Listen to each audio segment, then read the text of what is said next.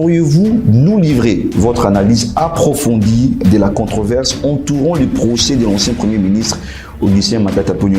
Aurait dû d'abord s'assurer que, en sa qualité de député national, le député Matata Ponyo se présente devant elle avec les autorisations requises. Si on doit rester, on doit faire intervenir le bon sens. Nous comprenons que la protection constitutionnelle qui régit en fait l'exercice de la fonction président de la République, elle est différente de celle qui touche à celui qui est devenu ancien président. Okay. Donc nous en appelons le gouverneur de la ville de Kinshasa, Daniel Bumba. oui, de s'assumer pleinement vis-à-vis de cette région. Vous nous suivez de partout dans le monde à travers toutes nos plateformes digitales. Madame et monsieur, bienvenue dans cette édition spéciale face à Charlie Moukouba. Bienvenue, maître. Merci pour votre visite. Nous vous remercions pour cette exclusivité que vous nous accordez. Merci en tout cas.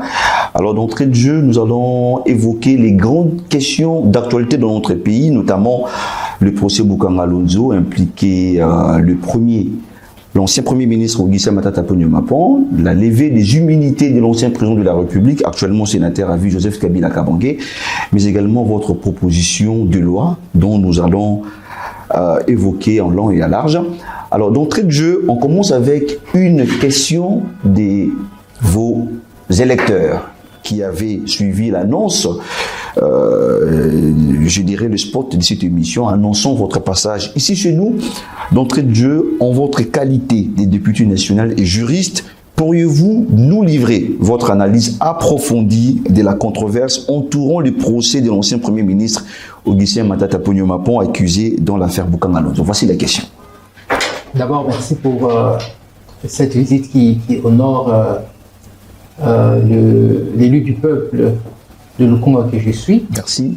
Comment commencer cette émission sans d'abord saluer mes électeurs, ceux qui m'ont fait confiance lors des dernières élections et qui ont porté ma voix pour que je sois le représentant légitime du peuple quinois et particulièrement celui de Lukunga au niveau de l'Assemblée nationale. Voilà. Donc, une fois de plus, je réitère mes remerciements et j'espère que l'action que je mène actuellement au niveau de l'Assemblée nationale en faveur de mes électeurs est perçue avec beaucoup de satisfaction auprès de ces derniers. Maintenant, pour revenir à la question que vous nous avez posée, c'est une question qui est... Ça vient des électeurs, de vos électeurs. Oui, c'est une question assez sensible parce que actuellement le procès est en cours. Peut-être l'occasion pour moi de donner quelques éclairages sur les on-dit et les rumeurs. Évidemment. Bien entendu, moi je suis député national. Je dois exprimer d'abord ma solidarité envers notre aîné, le député national, l'honorable Matata Ponyo, vis-à-vis de ses soucis au niveau de la justice. Okay. Mais bon, je pense qu'il est entouré de très bons avocats et que sa cause sera bien défendue. Okay. Mais vis-à-vis de l'opinion publique, s'il faut peut-être clarifier cette controverse, il faut dire qu'il y a deux camps. D'abord, il y a le camp de ceux qui pensent que, en principe, la justice, et particulièrement la Cour constitutionnelle, aurait dû d'abord s'assurer que, en sa qualité de député national, le député Matata Ponyo se présente devant elle avec les autorisations requises. Okay. Bien entendu, la Constitution protège le statut du député national pour lui permettre d'exercer sans entrave cette fonction qui est très vitale pour la nation parce que c'est quelqu'un qui contrôle le gouvernement, c'est quelqu'un qui légifère et c'est le porte-parole en fait de la population au niveau de l'Assemblée nationale. Donc, une personne qui assume cette fonction-là, elle doit être protégée par la loi. C'est pour cette raison que des immunités ont été prévues au niveau même de la Constitution. Okay. Ceux qui pensent qu'en principe, il fallait que la Cour s'assure qu'une fois élu député national, que ces derniers bénéficient en fait de cette protection constitutionnelle, ceux-là ils disent qu'en principe, la Cour constitutionnelle devait arrêter le cours du procès parce que depuis que l'honorable Matata a été élu, qu'une autorisation n'a été requise au niveau de la plénière de l'Assemblée nationale. Okay. D'autre part, il y a, ça c'est dans le monde des juristes, essentiellement des scientifiques, qui pensent que cette autorisation n'est pas nécessaire. Pourquoi? Parce que elle aurait été obtenue lorsque l'honorable Matata était sénateur, et que dans ces cas, elle a un caractère général. Okay. Donc lorsque, d'après cette partie des juristes-là, une fois une autorisation de poursuite a été obtenue, elle donne un accès à une action judiciaire. Okay. Donc, je considère que toutes les infractions qui sont découvertes pendant l'instruction et même après l'instruction ne nécessitent pas forcément une nouvelle autorisation au niveau de l'Assemblée nationale. Comment interprétez-vous les tensions apparentes entre le Parlement et le pouvoir judiciaire qui alimente vraiment les débats sur une possible crise institutionnelle? Ce n'est vraiment pas une crise, mais je pense que c'était beaucoup plus une tentative de clarification entre notre Assemblée nationale et la Cour constitutionnelle. Nous avons vu que notre président, Kamere, a adressé au président de la Cour constitutionnelle une correspondance dans ce sens pour que le droit et les privilèges de l'honorable Matata soient garantis et soient préservés. Donc, particulièrement qu'on arrête le cours du procès et que le procureur général qui assure les poursuites revienne au niveau de l'Assemblée nationale pour obtenir les autorisations nécessaires. Vraiment. Mais nous avons également compris dans la correspondance du président de la Cour constitutionnelle que une telle autorisation n'était pas nécessaire. D'après la compréhension que au niveau de la Cour, ils ont, une fois que le procès est enclenché, ils considèrent que voilà, cette étape n'est pas soumise à autorisation préalable et donc ils peuvent poursuivre sans désemparer. Donc c'est le point de vue du président de la Cour, mais je pense que dans sa correspondance, il a dit que toutes les exceptions qui ont été soulevées par la défense de Matata seront examinées par la Cour, qui a déjà pris l'affaire en délibéré, et que ça sera examiné en même temps que le fond. Alors, honorable Olivier Katoala, selon vous, quels sont les véritables enjeux juridiques et politiques de cette affaire de Bouka Malonzo, impliquant l'honorable Augustin Matata? Je pense que c'est, pour la plupart de Congolais, l'opinion publique, je pense que c'est un test de démocratie et d'état de droit. Donc, il s'agit quand même des dossiers qui a fait couler beaucoup d'encre et des salives. À peu près 200 millions, voire 300 millions de dollars se sont volatilisés comme ça dans un projet qui avait l'ambition de nourrir toute la République. Donc, il y a comme un arrière-goût d'inachevé et je pense que l'opinion a besoin de savoir ce qui s'est réellement passé et que les responsables soient tenus. L'honorable Matata a le droit que sa défense soit convenablement assurée. Il a également le droit que les privilèges que la Constitution et ainsi que les lois du pays lui reconnaissent soient respectés. Maintenant, l'affaire est devant la Cour constitutionnelle, c'est la Cour au-dessus de toutes les juridictions du pays et je pense qu'elle est la mieux outillée pour interpréter la Constitution et la loi et l'appliquer. Un autre sujet qui défraie la chronique, c'est la levée des immunités de l'ancien président de la République, Joseph Kabila Kabange, actuellement sénateur à vie. Quelle lecture faites-vous de ces débats juridiques, mais également constitutionnels? Apparemment, vous n'avez que des sujets sensibles. Donc, voilà. C'est l'actualité. Voilà ce que je peux dire. La justice connaît les tenants et les aboutissants de cette affaire. Je pense que l'ancien président élu Joseph Kabila est soupçonné de participation active à la rébellion AFC M23. Ce sont des soupçons à ce stade et c'est la justice qui va déterminer quelle est la vérité. Maintenant, comment cela va se dérouler?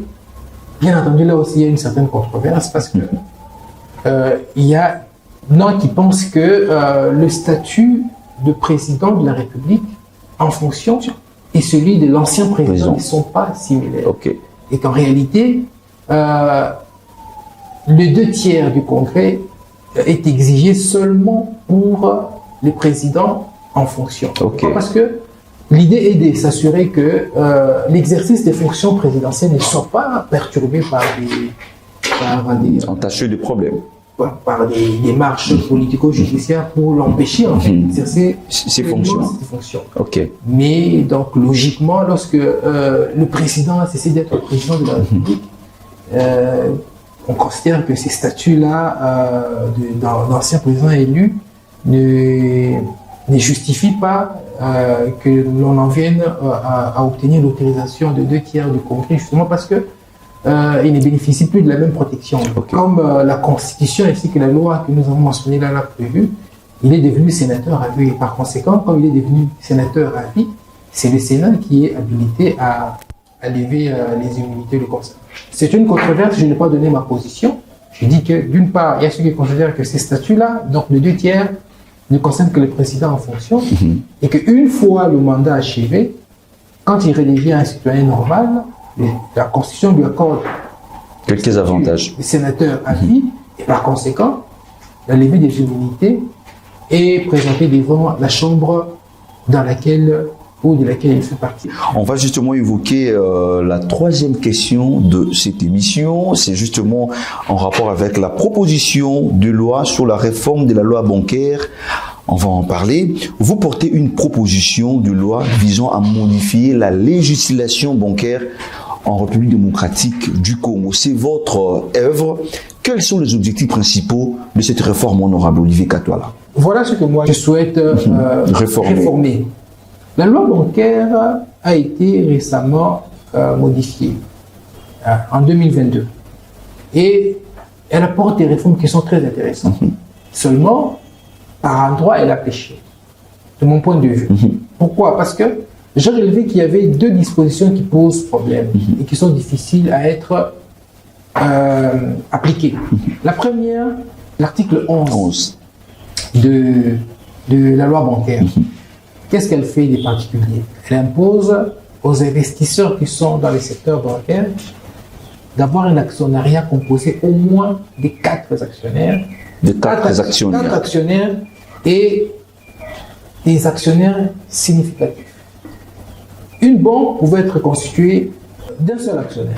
La nouvelle loi, elle dit il faut en ajouter 3. Il faut en ajouter au moins 3. Lorsque vous essayez de faire une analyse continentale, disons même régionale, lorsque vous ne prenez que la région OHADA. OHADA, c'est l'Organisation sur l'harmonisation des droits des affaires. Nous faisons partie de cette organisation qui regroupe à peu près une bonne douzaine de pays. L'idée là-bas, c'est que nous ayons des lois ou un arsenal juridique qui sont en harmonie, de telle sorte qu'un investisseur qu'on retrouve par exemple au Sénégal, lorsqu'il va investir dans le même domaine à Kinshasa, qui sont moins dérangés, ici en RDC, qu'il retrouve les mêmes règles de droit. Que ce soit des règles qui soient similaires. C'est ça l'idée. C'est aider les investisseurs à se mouvoir facilement d'un pays à l'autre. Lorsque vous examinez, par exemple, ces pays de l'espace OHADA, vous vous rendez compte que chez eux, l'exigence que nous avons implantée chez nous, donc au moins 4 actionnaires, n'existe pas. Donc là-bas, ils ont allégé un peu. Chez eux, c'est allégé. Chez eux, on leur dit, oui, vous pouvez investir dans le secteur, vous avez le droit de vous constituer en une société avec conseil d'administration, mais les actionnaires, il faut qu'il y en ait au moins 2. Là-bas, ils réfutent les sociétés unipersonnelles. C'est-à-dire qu'en réalité, lorsque vous ouvrez une banque, vous devez avoir au moins 2 actionnaires. Mais dans notre pays, on en exige 4. Nous sommes le seul pays qui ait implanté une telle exigence. Qu'est-ce qui se passe? Lorsque cette loi a été promulguée en 2022, elle devait être en vigueur, je crois, en 2000, au plus tard, certaines de ces dispositions devaient être en vigueur en juin 2023. Cela fait plus d'une année que les établissements bancaires du Congo n'ont pas été en mesure de se conformer à cette exigence. Pourquoi? Pour 2 raisons. La première raison, nous avons 2 catégories de banques dans ce pays. Il y a la première catégorie qui est constituée des banques qui ont 50% de parts de marché du pays. Lorsqu'on prend ces 3 banques-là, elles représentent à elles seules 50% du secteur bancaire. Il y a la TMB, il y a Equity Bank et puis il y a Robank. Qu'est-ce que ces banques ont de particulier? Ce sont des banques qui ont ce qu'on appelle un actionnariat majoritaire. C'est-à-dire que dans ces banques-là, il y a un actionnaire qui a au moins 80% du capital social. Tous les autres là qui représentent, donc il y a à peu près une dizaine qui représentent les 50% restants, Lorsque vous allez voir dans leur actionnariat, la plupart sont des sociétés unipersonnelles. Ok. C'est-à-dire qu'il n'y a qu'un actionnaire là-bas qui a 100%.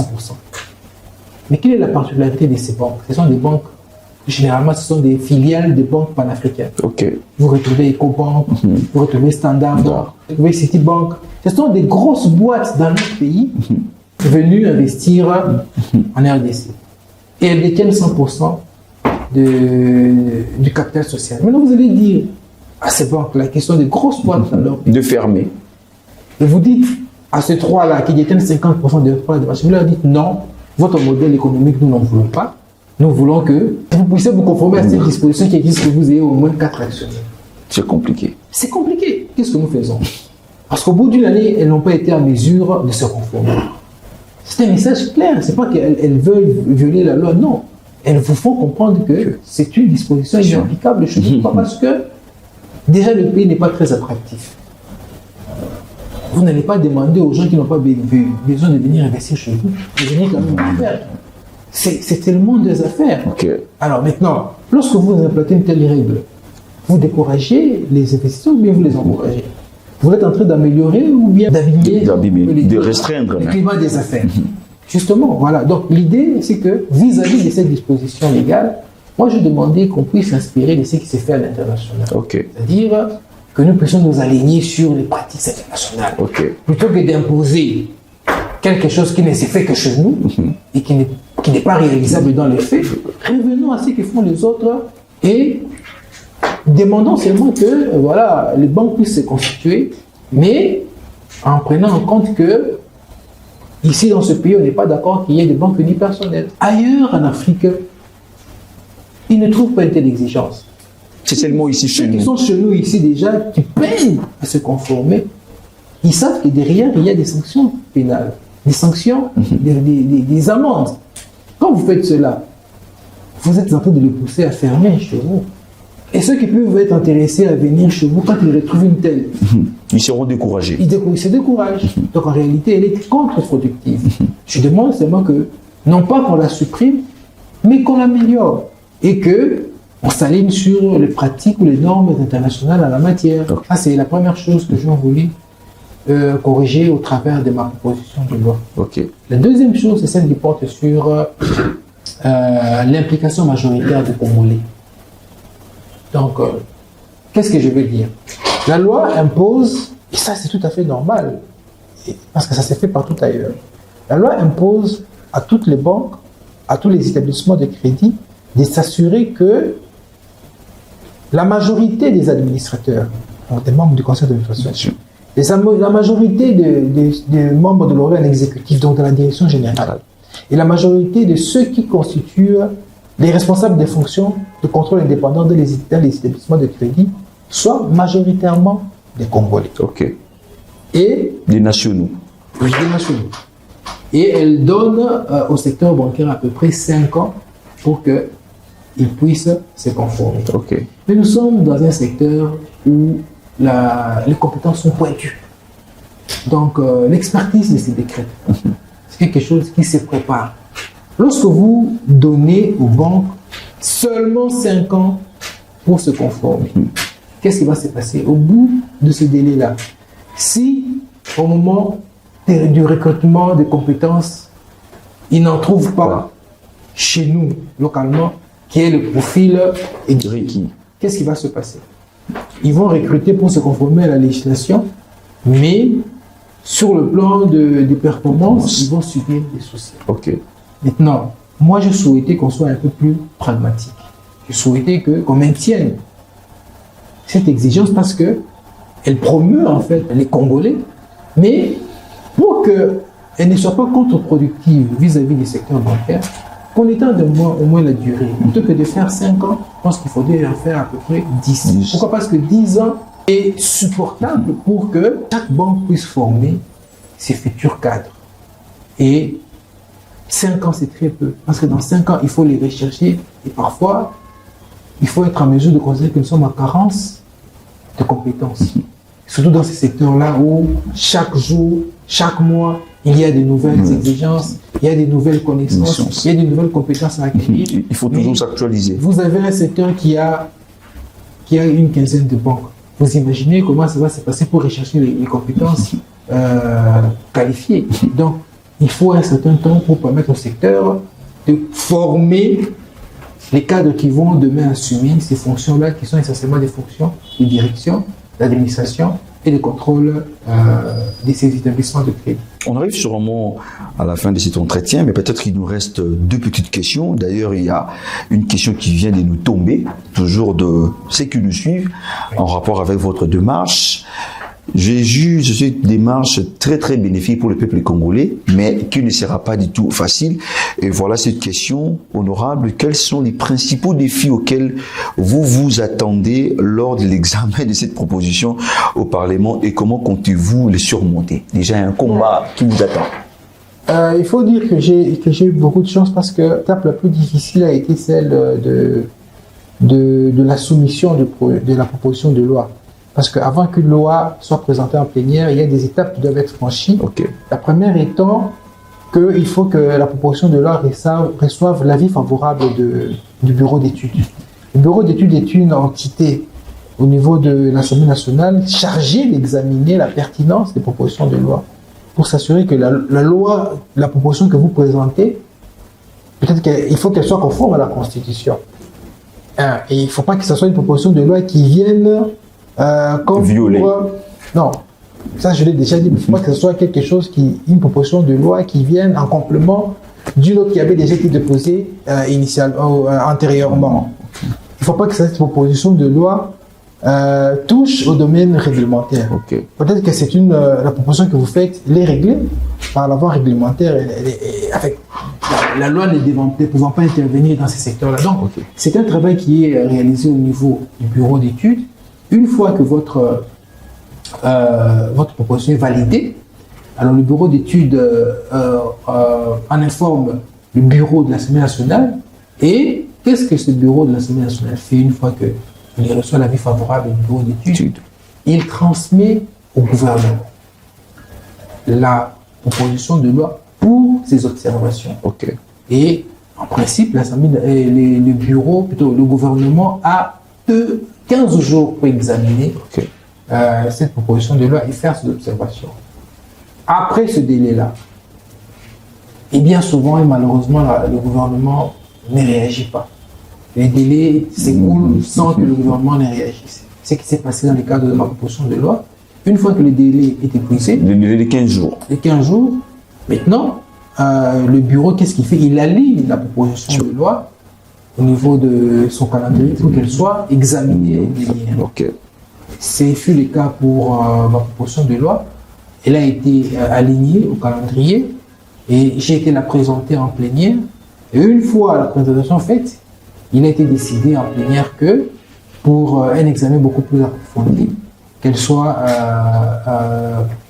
dirigée vers la commission ECOFIN où les débats, où les personnes intéressées, les institutions intéressées telles que l'Association congolaise de banque, la Banque centrale, le ministère des Finances et toutes les entités intéressées peuvent venir sur invitation de la commission ECOFIN pour donner leur point de vue vis-à-vis de cette proposition de loi. Donc, en ce moment, je suis à l'étape où j'attends que la proposition de loi soit examinée au niveau de l'ECOFIN. Une fois que l'ECOFIN aura entendu toutes les personnes et qu'elle se sera fait une idée, elle va établir un rapport qui sera présenté au niveau du bureau de l'Assemblée nationale et qui sera soumis en plénière pour les avis et considérations de mes collègues députés avant son adoption éventuelle. Voilà. À ce stade, nous vous souhaitons bonne chance, sachant que cette proposition de loi sera bénéfique au peuple congolais. Merci beaucoup. Alors, la toute dernière question est celle de savoir honorable. Nous avons suivi, il y a quelques jours, votre passage dans votre circonscription électorale où il y a des têtes d'érosion qui continuent toujours à poser problème. Et tout récemment, si je ne me trompe pas, c'était avant-hier où on a vu le passage du VPM en charge de l'intérieur, Maître Jacquemain Chabani. Est-ce que vous avez obtenu gain de cause? Non, mais en fait, gain de cause, c'est quoi? Gain de cause, c'est que la tête d'érosion soit arrêtée. Et là, on parle de la tête d'érosion de l'Allo. C'est une érosion qui a commencé depuis, je crois, plus d'une vingtaine d'années. Et à l'époque, il y avait des structures locales, ce sont des aspects qui essayaient de contenir l'avancée de cette érosion. Mais chaque fois, le gouvernement avait déjà été requis pour essayer d'adresser ce problème. Mais nous constatons qu'il y a une attitude d'irresponsabilité totale de la part du gouvernement. Pourquoi? Parce que cette érosion avance et elle fait beaucoup de victimes. Et les gens ont perdu leurs biens, les gens ont perdu parfois des membres des familles. Et comme la route est coupée, il y a l'accès est totalement coupé. Il y a des gens qui ne savent pas sortir de leur parcelle. Il y a des voitures qui sont dans l'immobilité. Pourquoi? Parce que la route n'existe plus. Et donc, bien avant que moi je me dirige sur les sites, parce que nous le faisons généralement, le ministre des ITPR avait été faire un tour sur place. Alexis Guizarro. Puis nous pensions, il n'y a même pas 2 mois, nous pensions que sa venue était une bonne chose, mais bon, malheureusement, rien ne s'en est suivi. Et dernièrement, nous avons également appris que le ministre de l'Intérieur s'est rendu sur place. Il s'est fait toujours accompagner des Guizarro. Et donc, nous espérons que très rapidement, ils vont régler ce problème, parce que je peux vous assurer que la population de Ngaliema, et particulièrement celle de Lalo, c'est-à-dire le quartier présidence, le quartier missionné, cette population en a vraiment marre. Et bien entendu, nous avons à la tête du pays, au niveau du gouvernement, des gens qui sont responsables, et nous leur demandons de s'assumer. Mais j'ai lance également un appel au gouvernement provincial, parce que c'est une route secondaire. Et nous espérions qu'avec les slogans qui nous ont bonga, que beaucoup de choses allaient se faire. Bon, peut-être que cela n'est pas encore dans le programme du gouvernement provincial, mais nous pensons que lorsqu'on est confronté à une urgence, c'est une urgence. Oui, il est raisonnable de cesser tout le reste et de régler d'abord la question urgente. Donc nous en appelons au gouverneur de la ville de Kinshasa, Daniel Bumba. Oui, de s'assumer pleinement vis-à-vis de cette tragédie. Nous demandons également à nos collègues députés provinciaux qui ont été élus par le peuple de Lukunga, d'Ngaliema en particulier, de suivre de près ces dossiers au niveau du bureau de leur assemblée provinciale. Honorable Olivier Katwala, juste une question de curiosité sur la dernière pour ce numéro.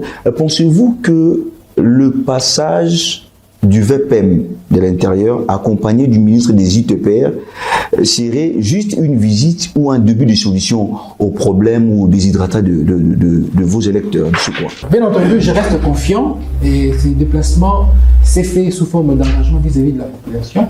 Je suis persuadé que le ministre des ITPR va pleinement assumer cette tragédie et que très vite des travaux de réparation seront entamés.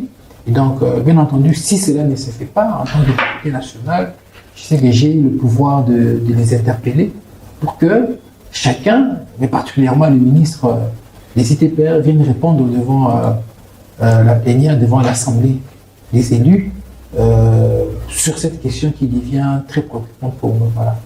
On arrive sûrement à la fin de cette émission. La toute dernière question est justement celle de rappeler aux téléspectateurs, aux internautes également, qui nous suivent en ce net moment. Vous êtes également secrétaire général adjoint du UMC, parti cher à l'honorable Laurent Batomona. Comment les choses se passent là-bas? Vous êtes au pouvoir. Oui, donc je suis secrétaire général adjoint en charge des relations avec les partis politiques. Je suis membre actif du MSC, le parti cher au président Laurent Batomona Yatabao. Et donc, pour l'instant, tout se passe bien. Le parti a pu obtenir lors des dernières élections 2 députés nationaux. Et notre président a été récemment nommé membre du présidium de l'Union Sacrée, ce qui est une très bonne chose. Donc, moi, je pense que nous regardons l'avenir avec beaucoup de confiance et que nous savons que notre président Laurent Batomona tient le parti ainsi que cette plateforme en main. Et nous sommes confiants sur les bonnes choses qui vont se passer devant nous. Voilà. C'est par ici que se renferment ces numéros de votre édition spéciale face à Charlie Moukouba, qui avait l'honneur d'échanger avec l'honorable Olivier Kassanda Katwala, député national élu de Lukunga, secrétaire général adjoint du MC, parti cher à l'honorable Laurent Batumona. Honorable, merci de nous accorder cette exclusivité. Merci surtout, merci de répondre à toutes nos préoccupations. C'est moi qui vous remercie. Et à vous, chers téléspectateurs et internautes, merci de vous abonner, de partager, mais également de liker votre émission. À très bientôt.